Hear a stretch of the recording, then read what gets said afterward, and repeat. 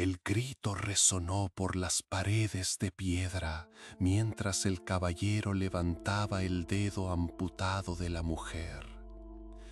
«Elige el siguiente niño», le ordenó a su hijo de 7 años, que temblaba mientras la sangre de su madre goteaba en el suelo.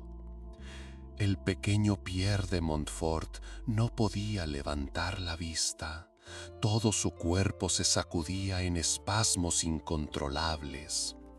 El olor a hierro y miedo impregnaba el aire de aquella cámara subterránea del castillo de Carcassonne. «¡Elige!», rugió de nuevo Guillaume de Nogaret, el más temido de los caballeros de Felipe IV, arrancando otro grito a Elis al presionar la herida recién abierta. El chico se desmayó antes de responder, pero eso no importaba. La noche aún era larga y Nogaret había aprendido que el despertar solía ser el momento perfecto para continuar.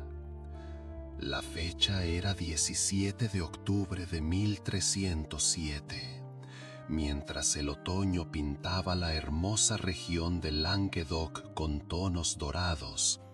En las entrañas de sus fortalezas, una oscuridad mucho más profunda que la noche se extendía bajo las órdenes directas del rey de Francia.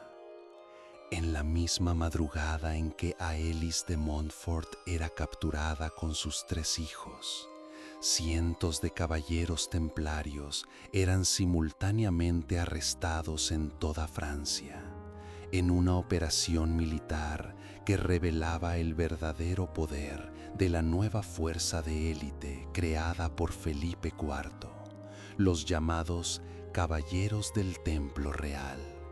Una amarga ironía, ya que su primera gran misión era precisamente destruir la Orden del Templo. La familia Montfort no fue detenida por casualidad. Aélis era viuda de Raúl de Montfort, un noble local que mantenía lazos estrechos con los templarios. Según denuncias recibidas por la corona, tras la muerte de Raúl, Aélis habría escondido documentos y tesoros templarios en su propiedad. En tiempos normales, esto resultaría en un proceso legal formal. Pero nada era normal bajo el reinado de Felipe el Hermoso, obsesionado por el poder y las riquezas.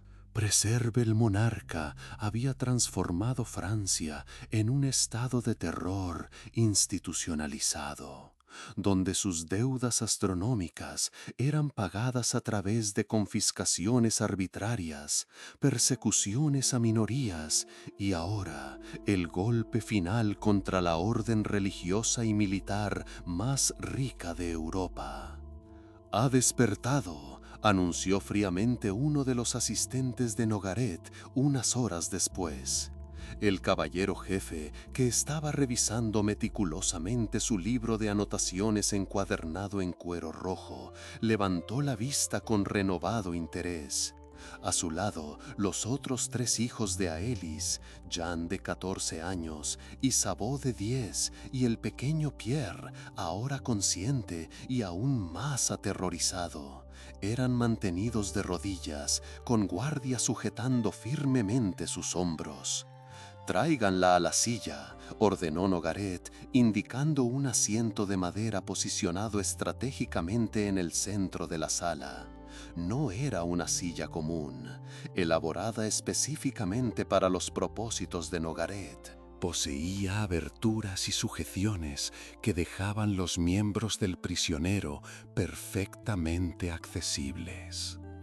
«Ahora, mis jóvenes», dijo Nogaret mientras sus asistentes arrastraban a Aélis a la silla, «vamos a aprender una valiosa lección sobre lealtad al rey». Su tono era casi profesoral.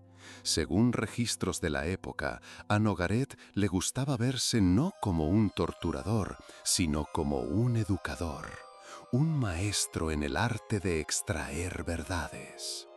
La mujer ya no gritaba. Sus ojos estaban fijos en sus hijos, en una mezcla de terror y súplica silenciosa. La sangre coagulada manchaba su vestido donde antes había un dedo. «L'échelle de douleur», anunció Nogaret solemnemente a los jóvenes, abriendo su libro rojo en una página específica. «La escalera del dolor. Una ciencia que he perfeccionado a través de años de estudio y práctica». Pasó los dedos por las páginas densamente anotadas, diagramas precisos de anatomía humana, tablas con tiempos de recuperación y niveles de resistencia. El arte está en causar el máximo dolor sin permitir que la muerte ofrezca escape. Cada escalón de esta escalera nos lleva más profundo en el alma humana, hasta que alcanzamos el punto donde ninguna mentira sobrevive. Nogaret se acercó a una mesa larga, cubierta por un paño negro. Con un gesto teatral, retiró la tela, revelando decenas de instrumentos meticulosamente organizados. Pinzas, cuchillos de diferentes tamaños, sierras pequeñas, agujas, martillos, cada pieza pulida hasta brillar bajo la luz tenue de las antorchas. Jan llamó al mayor de los hermanos: «Ven aquí». El adolescente fue empujado hacia adelante por el guardia. «Ahora eres el hombre de la familia. Debes aprender a tomar decisiones difíciles».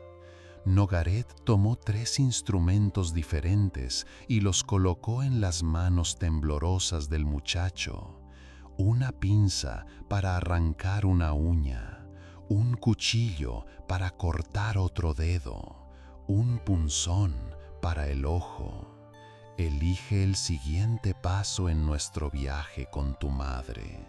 El rostro de Jan palideció hasta quedar casi transparente.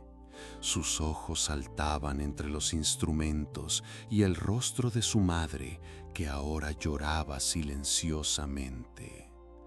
«Si no eliges», continuó Nogaret con la misma voz tranquila, «usaré los 3 en tu hermana». Isabeau soltó un gemido ahogado por la mano del guardia. Pierre comenzó a vomitar. Jan dejó caer la pinza y el punzón, sujetando solo el cuchillo con dedos rígidos como ramas secas. «Sabia elección», murmuró Nogaret. «El segundo dedo, entonces. No tan impactante como el ojo, pero más permanente que la uña». Condujo a Jan hasta su madre. «Ahora, corta». «No puedo», susurró el niño, las lágrimas corriendo libremente. «Claro que puedes», respondió Nogaret, colocando la mano sobre la suya. «Déjame mostrarte». Y juntos, hombre y niño, cortaron el segundo dedo de Aelis de Montfort. El grito esta vez fue diferente. No era solo de dolor físico, sino de una agonía mucho más profunda. La agonía de una madre cuyo hijo acababa de ser transformado en instrumento de su tortura. Mientras los asistentes estancaban la sangre, después de todo, la muerte prematura de Aelis sería un fracaso inaceptable. Nogaret le adresó a su libro rojo para hacer anotaciones detalladas. «Notable resistencia maternal», murmuró mientras escribía. «Dolor físico secundario a la angustia por la participación forzada de la prole. Explorar más profundamente». Este no era un procedimiento improvisado. El Livre Rouge de Nogaret, como se le conoció posteriormente, documentaba meticulosamente cada técnica, cada reacción, cada pequeño detalle que pudiera aumentar la eficacia de los interrogatorios. Era un manual científico de atrocidades, escrito con la precisión de un médico y la indiferencia de un carnicero. Y lo más perturbador, todo se hacía bajo órdenes directas de la corona francesa, con la bendición de un rey que se autodenominaba el más cristiano de todos los monarcas. ¿Dónde están los documentos, Madame Montfort?, preguntó Nogaret sin levantar la vista de su libro. ¿Dónde está el tesoro que su marido recibió de los herejes templarios? Aélie solo sacudió la cabeza, incapaz de formar palabras coherentes. Su persistencia es admirable, pero totalmente fútil, continuó él. ¿Sabe cuántas personas han resistido mis métodos hasta el final? Ninguna. Todos hablan. La única variable es cuánto sufrirán antes de eso. El caballero cerró su libro con un chasquido que hizo saltar a los tres hermanos. Por hoy basta. Necesitan reflexionar sobre lo que vieron. Se dirigió a los guardias. Lleven a los niños a la celda adyacente. Quiero que escuchen a su madre durante la noche, pero que no la vean. Y traigan agua, paños limpios y ungüentos. Volviéndose hacia los hijos, completó. Mañana ustedes cuidarán sus heridas. Necesitamos mantenerla fuerte para continuar nuestra conversación. Esta era otra refinada crueldad del sistema de Nogaret. Los períodos entre las sesiones de tortura no eran de descanso, sino parte integrante del método. Forzar a los niños a cuidar las heridas que ayudaron a infligir creaba un vínculo perverso entre víctima y verdugo, culpa y dependencia. Y para la madre, ser cuidada por las manos de los hijos que habían sido forzados a lastimarla era una tortura psicológica frecuentemente más eficaz que la física.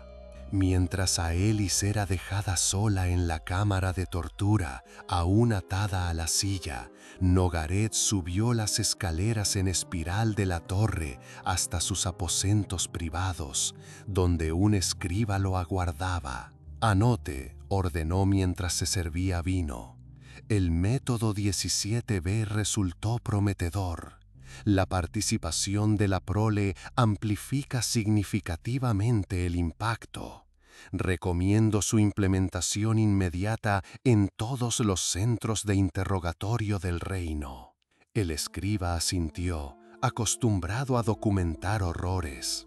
Este informe, como tantos otros, sería enviado directamente al rey Felipe IV, quien leía con interés particular las innovaciones de su ejecutor favorito. Pero esto era solo el principio. Lo que Nogaret planeaba para los próximos días haría que este primer encuentro pareciera casi misericordioso. Mientras tanto, en las celdas de abajo, los hermanos Montfort se abrazaban en la oscuridad, escuchando los gemidos distantes de su madre. Ninguno de ellos podía imaginar que estaban en el centro de algo mucho mayor que su propio sufrimiento. Estaban siendo testigos del nacimiento de un sistema de terror estatal que serviría de modelo por siglos. Pocas personas hoy saben que muchas de las técnicas modernas de tortura psicológica tienen sus raíces en los métodos desarrollados por Nogaret. La exposición calculada, la participación forzada de seres queridos, la alternancia entre violencia y cuidado, todas tácticas refinadas en las cámaras de Carcassonne y meticulosamente documentadas en el infame Libro Rojo. ¿Sabías que ese libro existió de verdad y que fragmentos de él sobrevivieron hasta el siglo XX? guardados en archivos secretos del Vaticano. Documentos recientemente liberados muestran que la Iglesia no solo tenía conocimiento de estas prácticas, sino que las estudiaba con interés técnico. Y la historia de Aelis y sus hijos no era excepcional para la época. Mientras la cultura popular romantiza la Edad Media con caballeros galantes y princesas en torres, la realidad en las mazmorras de Felipe IV era una pesadilla industrializada que haría que cualquier película de terror moderno pareciera infantil.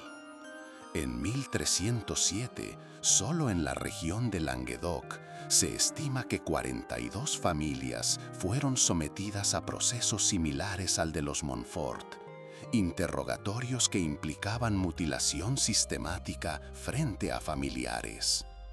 Lo más impactante, esto no sucedía en secreto.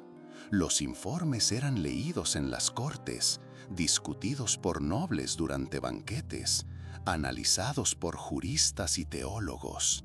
Era política oficial, justificada por la seguridad del reino y la defensa de la fe. Mientras tanto, cada nuevo método exitoso garantizaba a Nogaret y sus caballeros recompensas generosas, tierras confiscadas, títulos, monedas de oro. Había una competencia macabra entre los oficiales del rey sobre quién lograba extraer confesiones más rápidamente o de maneras más innovadoras. Y al día siguiente, cuando los niños Montfort fueron llevados de vuelta a la cámara de tortura, encontraron a su madre como Nogaret había prometido, viva, consciente y necesitando desesperadamente los cuidados que solo sus pequeñas manos podrían proporcionar. Las mismas manos que, en breve, serían forzadas a infligir más sufrimiento. Porque en la Francia de Felipe IV, la crueldad no era solo un medio, se había convertido en una ciencia, un arte, un fin en sí misma. Y el verdadero horror apenas estaba comenzando. El alba apenas había despuntado cuando los guardias trajeron agua, paños limpios y ungüento para los jóvenes Montfort. «Límpienla bien», ordenó uno de ellos, más joven que los otros, con una mirada que oscilaba entre crueldad y pena. Al maestro Nogaret le gusta que estén presentables. La vacilación en su voz hizo que Jan, el mayor de los hermanos, percibiera algo terrible. Incluso los guardias temían lo que estaba por venir. Y si aquellos hombres curtidos sentían miedo, ¿qué le esperaba a su familia en este segundo día? Lo que los tres hermanos no sabían, pero que los documentos históricos revelarían siglos después, era que estaban en el epicentro de una revolución macabra. Cuando Felipe IV ascendió al trono en 1285, la tortura en Francia era una práctica ocasional, aplicada sin método consistente, frecuentemente para satisfacer caprichos de señores locales. Bajo su reino se transformó en institución estatal, con procedimientos estandarizados, jerarquía propia y, más perturbador, innovación constante. La Francia de Felipe el Hermoso preserve la burocracia del sufrimiento mucho antes de que cualquier régimen totalitario moderno soñara con existir. Guillaume de Nogaret, hijo de un modesto profesor de Derecho, había estudiado en las mejores universidades de Europa. Su talento para la jurisprudencia pronto llamó la atención de la corte, pero fue su obsesión por el control del dolor humano lo que lo elevó al círculo íntimo del rey. El dolor es un lenguaje universal, escribió él en sus memorias, pero como cualquier idioma, posee dialectos y sutilezas que necesitan ser estudiados. Nogaret viajó a Oriente, donde aprendió técnicas bizantinas y árabes. Visitó Venecia, observando sus elaborados interrogatorios. En España, documentó las primeras experiencias de la Inquisición. De cada lugar, trajo conocimientos que refinó en su propia práctica. En 1301, Felipe IV lo nombró guardián del sello real, efectivamente, el segundo hombre más poderoso del reino. Pero su verdadero legado sería el manual que compiló durante años de trabajo de campo, el infame Livre Rouge, encuadernado en cuero rojo teñido, dicen los rumores, con la sangre de sus primeras víctimas. El libro no era solo un registro de atrocidades, sino un tratado metodológico con capítulos dedicados a anatomía, psicología e incluso a la nutrición adecuada para mantener prisioneros vivos por más tiempo. Los hermanos Montfort fueron conducidos de vuelta a la cámara principal, donde encontraron a su madre aún atada a la misma silla. Sus dedos mutilados habían sido envueltos en vendajes improvisados. Su rostro, antes vivaz y gentil, ahora parecía una máscara esculpida en cera pálida. «Mamá», susurró Isabeau, la niña de 10 años, acercándose cautelosamente. Aelis levantó los ojos lentamente, como si el simple movimiento exigiera un esfuerzo sobrehumano. «Hijos míos», logró decir, la voz apenas un soplo áspero. «Sean fuertes, pase lo que pase. No dejen que ellos destruyan quienes son». El momento de intimidad fue brutalmente interrumpido cuando las pesadas puertas de roble se abrieron y Nogaret entró, acompañado por 5 otros caballeros, todos ostentando el emblema dorado de los caballeros del Templo Real. Una cruel ironía, ya que su misión primaria era erradicar a los verdaderos templarios. «Ah, reunión familiar. Conmovedor», comentó Nogaret, el tono falsamente cordial contrastando con la frialdad en sus ojos. Se volvió hacia sus acompañantes. «Señores, hoy tenemos el honor de una demostración especial, la técnica que he llamado espejo roto». Los caballeros se posicionaron en semicírculo, algunos sosteniendo pergaminos y plumas, preparados para tomar notas. Esto no era solo una sesión de tortura, era una clase, una transferencia formal de conocimiento.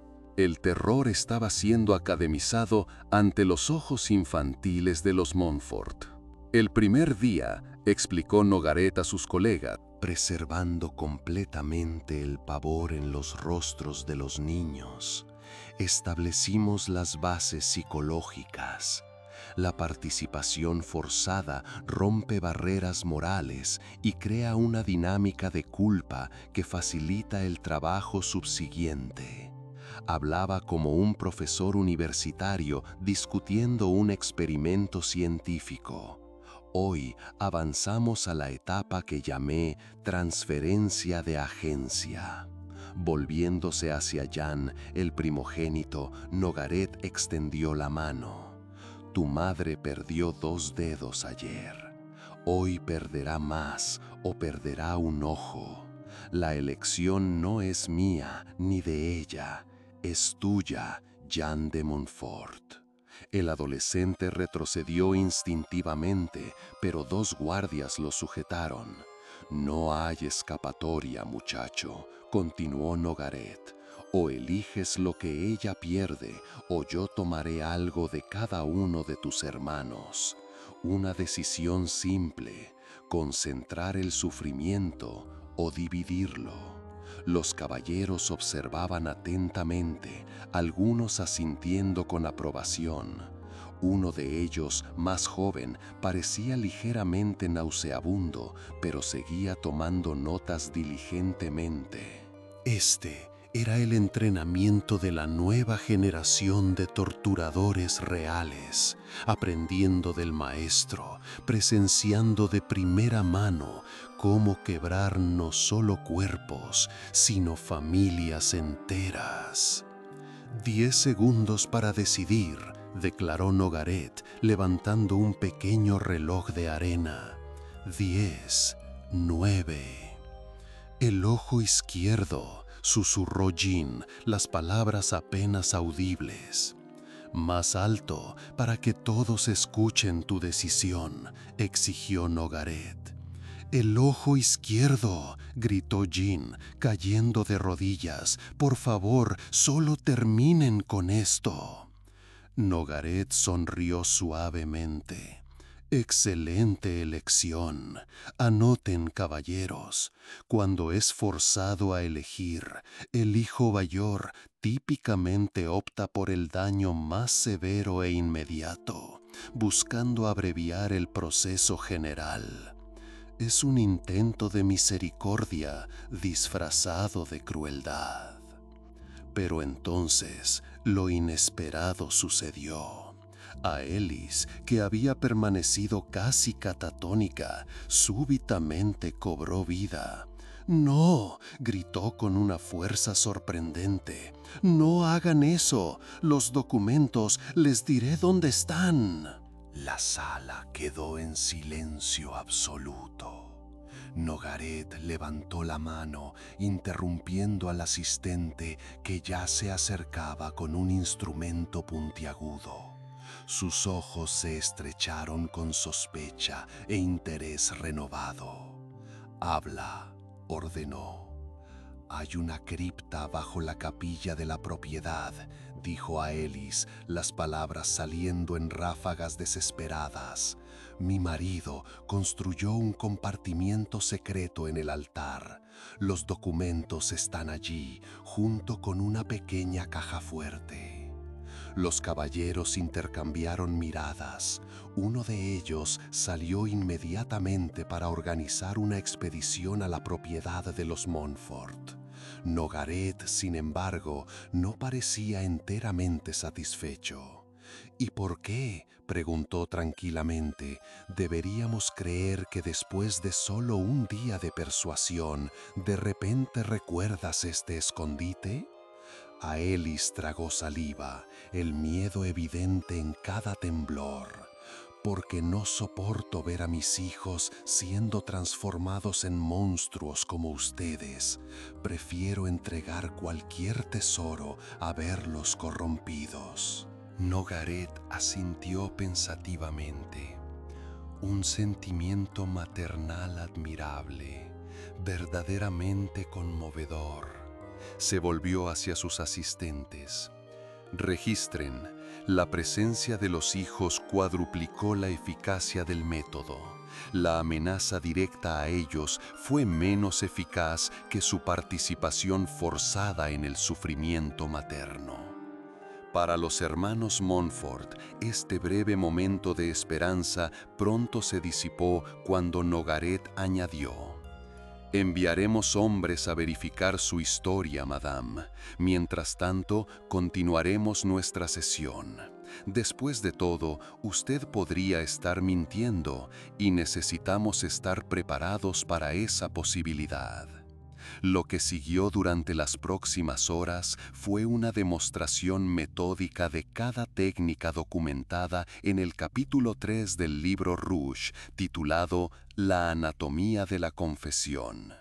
Los caballeros se turnaban, cada uno ejecutando un procedimiento diferente bajo la supervisión crítica de Nogaret.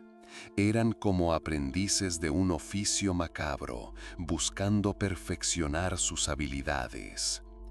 «¿Y los niños?», Fueron posicionados en sillas especiales, con los párpados forzadamente abiertos a través de pequeños ganchos metálicos, una técnica que Nogaret había importado del Imperio Bizantino. Observar es participar, explicó a sus colegas. La memoria visual será su carga por décadas. El peor aspecto de este segundo día no fueron los gritos, que eventualmente cesaron cuando Aelis perdió el conocimiento repetidas veces. No fue la sangre que los asistentes limpiaban con eficiencia clínica. Fue el silencio ocasional cuando Nogaret pausaba para explicar algún punto específico, discutiendo la anatomía humana con la precisión de un médico, mientras su objeto de estudio temblaba incontrolablemente. ¿Te imaginas estar en esa sala? El olor a hierro y orina, el sonido metálico de los instrumentos siendo seleccionados cuidadosamente, la luz vacilante de las antorchas proyectando sombras danzantes que parecían demonios celebrando el sufrimiento humano. Ahora, preserva esa escena por cientos de cámaras similares esparcidas por el reino. Durante el reinado de Felipe IV, se estima que más de 600 familias pasaron por experiencias similares a las de los Montfort. Deja que ese número se asiente en tu mente. 600 familias. Si consideramos un promedio de 4 miembros por familia, son 2.400 vidas destruidas directamente. Imagina esto sucediendo hoy en un barrio de la Ciudad de México o Monterrey, el equivalente a una escuela entera de niños siendo forzados a participar en la tortura de sus padres.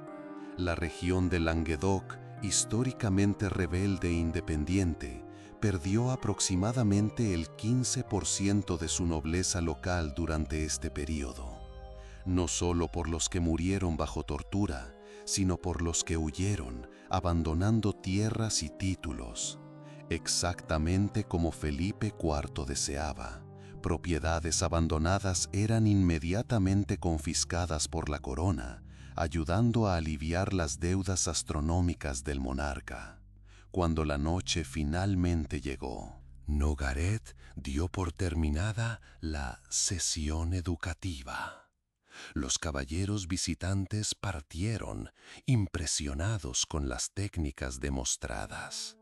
Algunos ya discutían adaptaciones que podrían implementar en sus propias jurisdicciones. El terror se esparcía como una infección por el cuerpo político de la Francia medieval. «Lleven a los niños a limpiar a su madre», ordenó Nogaret a los guardias. «Esta vez quiero que curen completamente las heridas menos graves. Las más severas, déjenlas expuestas». Se volvió hacia sus asistentes. «Traigan comida sustancial para todos. La nutrición es fundamental para mantener la resistencia física».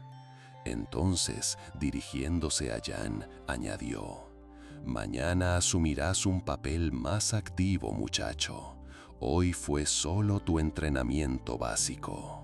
Los hermanos fueron nuevamente conducidos a la cámara, ahora dejados solos con su madre semiconsciente y los suministros médicos.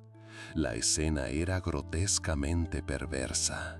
Niños forzados a limpiar, coser y vendar heridas que habían presenciado siendo infligidas horas antes.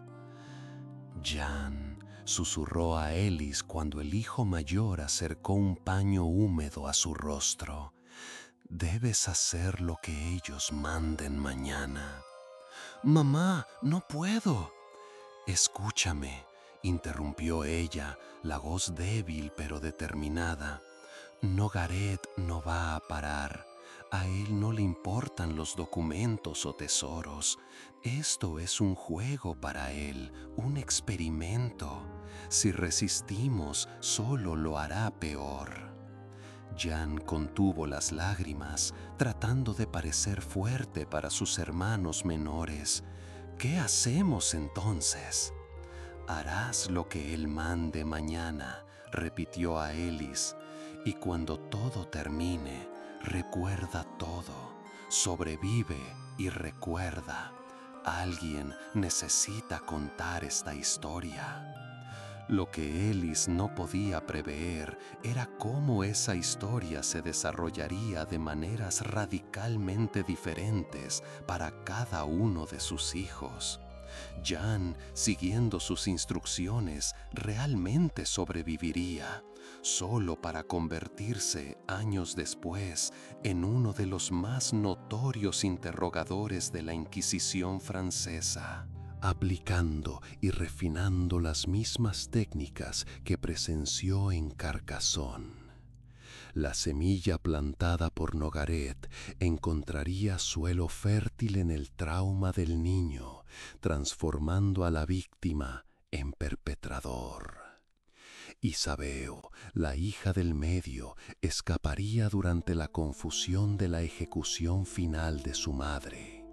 Huyendo a Italia, eventualmente encontraría refugio en un convento, donde secretamente documentaría todo lo que presenció, creando uno de los registros históricos más importantes de este período sombrío.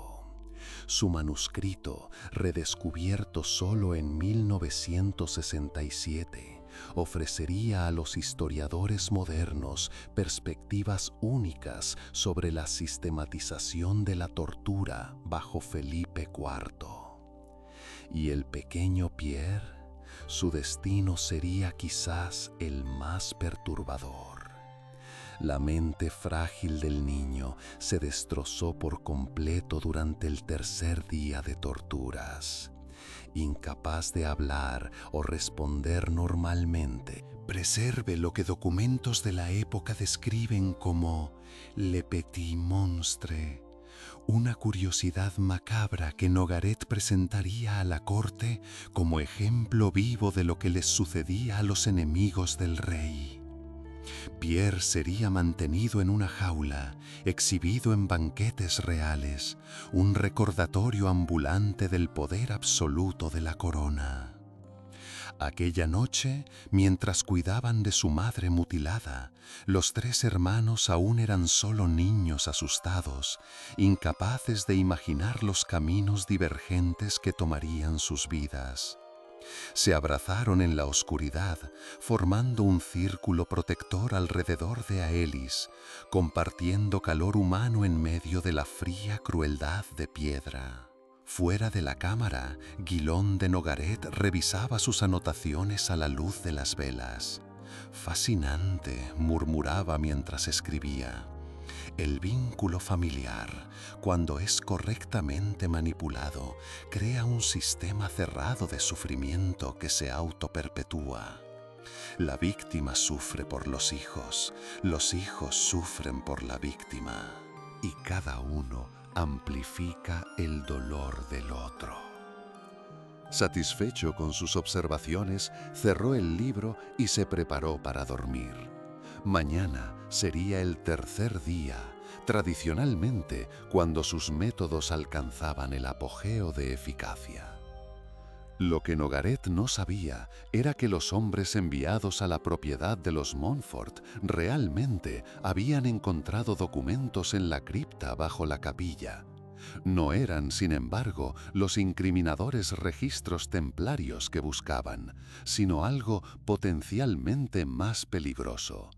Evidencias de que el propio rey Felipe había conspirado con los templarios años antes, solo para traicionarlos cuando ya no necesitaba su apoyo financiero.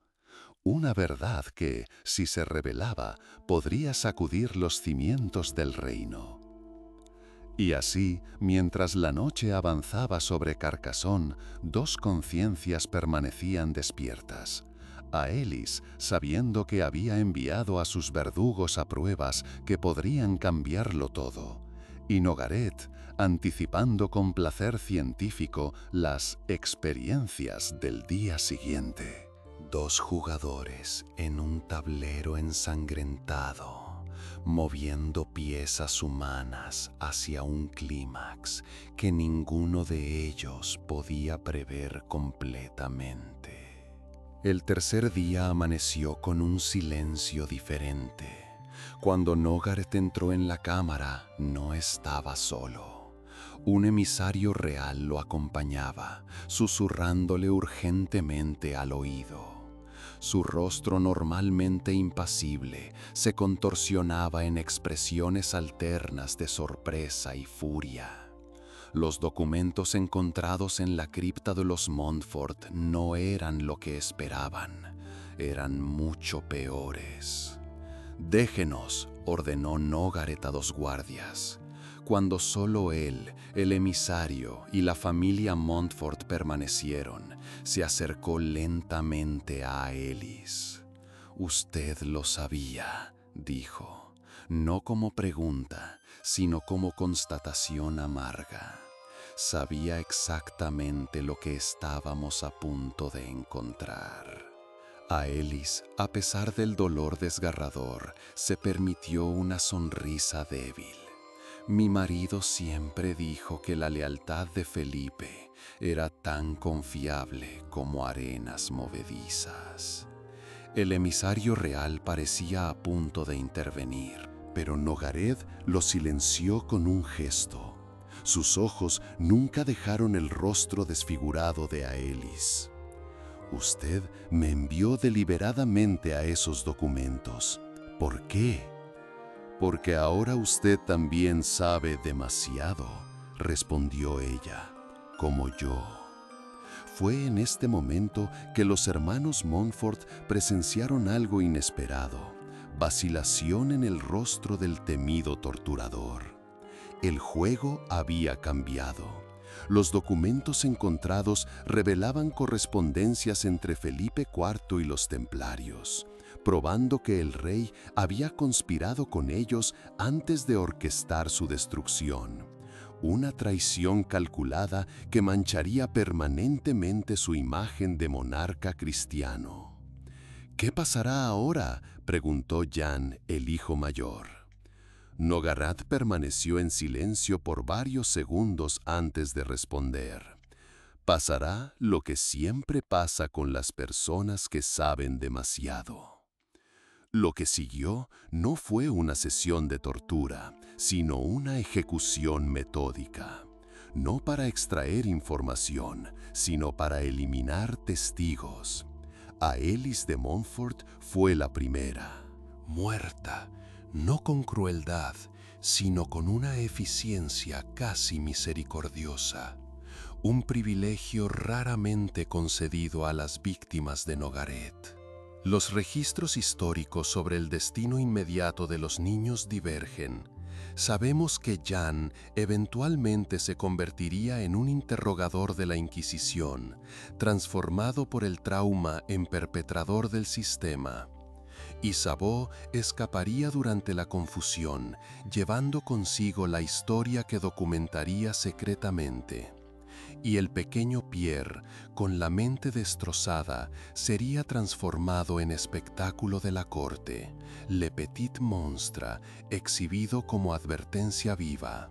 Lo más perturbador, sin embargo, es cómo este sistema de horror institucionalizado se extendió. Las técnicas documentadas en el Livre Rouge influyeron en métodos de tortura por siglos. Fragmentos de este manual fueron descubiertos en los archivos del Vaticano apenas en 1967, revelando que la Iglesia no solo conocía estas prácticas, sino que las estudiaba metódicamente. En la región de Languedoc, aún hoy existen festivales donde máscaras similares a las usadas por los caballeros de Nogaret son ritualmente quemadas. Una memoria cultural cuya origen la mayoría de los participantes desconoce. Y en cuanto a los documentos que Aelis reveló, desaparecieron en las llamas aquella misma noche. La verdad sobre la traición de Felipe IV fue enterrada junto con sus víctimas, preservando la imagen del rey más cristiano para la historia oficial. Pero no completamente. Rumores persistieron, alimentando teorías sobre sociedades secretas formadas por descendientes de las víctimas, dedicadas a preservar estas memorias prohibidas. El legado más duradero de Nogaret, sin embargo, no fueron sus técnicas específicas, sino la idea fundamental que las sustentaba: que el terror puede ser sistemático, metodológico, científico, que el sufrimiento humano puede ser instrumentalizado por el Estado. Esta semilla, plantada en las mazmorras medievales de Carcassonne, perseveraría repetidamente a lo largo de la historia, en contextos y épocas que Nogaret jamás podría imaginar. ¿Cuántos otros horrores permanecen enterrados en los archivos esperando ser descubiertos? ¿Cuántas prácticas modernas tienen raíces en estos experimentos medievales? La verdadera herencia del terror no son solo sus técnicas, sino su persistente capacidad de reinventarse, vistiendo nuevas ropas mientras preserva su esencia deshumanizadora. Y quizás lo más perturbador, todo esto sucedió hace menos tiempo de lo que imaginamos, en una civilización que se consideraba el apogeo de la cristiandad y la cultura. Un recordatorio sombrío de cuán fina es la línea entre civilización y barbarie, y de cuán fácilmente la crueldad puede esconderse detrás de documentos oficiales, sellos reales y justificaciones de seguridad nacional. Nuestros ojos modernos observan el pasado a través de un velo cómodo. Queremos creer que la crueldad sistemática de los caballeros de Felipe IV es una reliquia de tiempos bárbaros, enterrada bajo siglos de progreso y civilización. Pero, ¿es así? La historia de la familia Montfort, madre mutilada, hijos transformados en instrumentos de tortura, un sistema meticulosamente documentado de terror estatal, no es solo una curiosidad macabra del pasado. Es un espejo distorsionado que refleja nuestras propias sombras institucionales. Los métodos pueden haber cambiado. Ya no usamos sillas de tortura en plaza pública, ni forzamos a niños a mutilar a sus padres. Pero la esencia persiste, el uso calculado del sufrimiento como herramienta de control, la burocratización de la crueldad, la justificación del horror en nombre de la seguridad colectiva. Cada vez que justificamos la deshumanización de un grupo en nombre de la protección de otro, hacemos eco de los argumentos usados por Nogaret al presentar sus informes al rey. Cada vez que aceptamos la narrativa oficial sin cuestionar lo que sucede en los sótanos del poder, somos cómplices silenciosos, como los cortesanos que aplaudían mientras el pequeño Pierre era exhibido en su jaula. El libro Rouge puede haber sido parcialmente destruido, sus técnicas específicas abandonadas, pero su espíritu sobrevive en los manuales clasificados, en los protocolos no oficiales, en los eufemismos burocráticos que aún hoy disfrazan atrocidades. Quizás el verdadero horror no es lo que Felipe IV y sus caballeros hicieron. Es que, bajo las circunstancias correctas, en nombre de los ideales correctos, con las justificaciones correctas, Cualquier sociedad, incluida la nuestra, puede crear sus propios Nogaret, sus propios libros rojos, sus propias Aelis y niños Montfort. Cuando salgas de aquí hoy y regreses a tu mundo confortable, recuerda, las paredes que separan la civilización de la barbarie no están hechas de piedra como las mazmorras de Carcassonne. Están construidas de vigilancia constante, cuestionamiento incansable y una negativa inquebrantable a aceptar que el fin justifica los medios. Porque la lección más perturbadora de la historia de los Montfort no es que existieron monstruos en el pasado, es que el sistema que los creó nunca realmente desapareció, solo evolucionó, se adaptó y espera, paciente, la próxima oportunidad de emerger de las sombras de nuestra propia complacencia.